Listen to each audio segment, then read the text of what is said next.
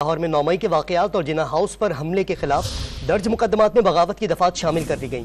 چالان جمع کروانے سے قبل پروسیکیوشن کے تمام اعتراضات دور کر دیے گئے ہیں۔ رپورٹ کر رہے ہیں وسیم ریاض۔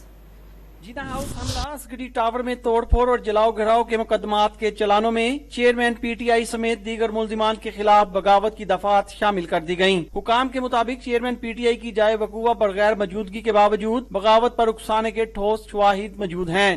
120 بی ایڈ کی گئی ہے، جو کہ میجر ایک ایسی دفعہ ہے جو بغاوت یا اس کے سلسلے میں آتی ہے جب آپ کسی کو انسائٹ کرتے ہیں، ایموشنل انسائٹ کرتے ہیں اپنے ملکی مفاد کے خلاف، تو وہ والی دفعات ایڈ کی گئی ہیں جو کہ بیسکلی مشترکہ انٹینشن میں بھی آ جاتا ہے۔ یہ ضروری نہیں کہ آپ فزیکلی اس جگہ موجود ہو، if you have been part of that conspiracy that means you are involved in that activities.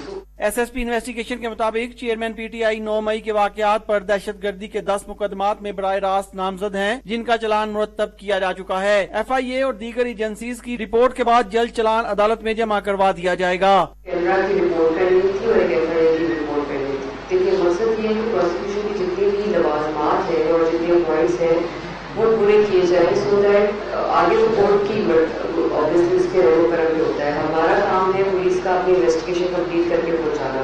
تو اس میں یہ جو 2 رپورٹس ہیں they are very important۔ Police حکام کے مطابق واقعات میں ملوث پی ٹی آئی کے دیگر رہنماؤں کی گرفتاری کے لیے اقدامات کیے جا رہے ہیں۔ کیمرہ مین عثمان راجہ کے ساتھ وسیم ریاض، ڈون نیوز، لاہور۔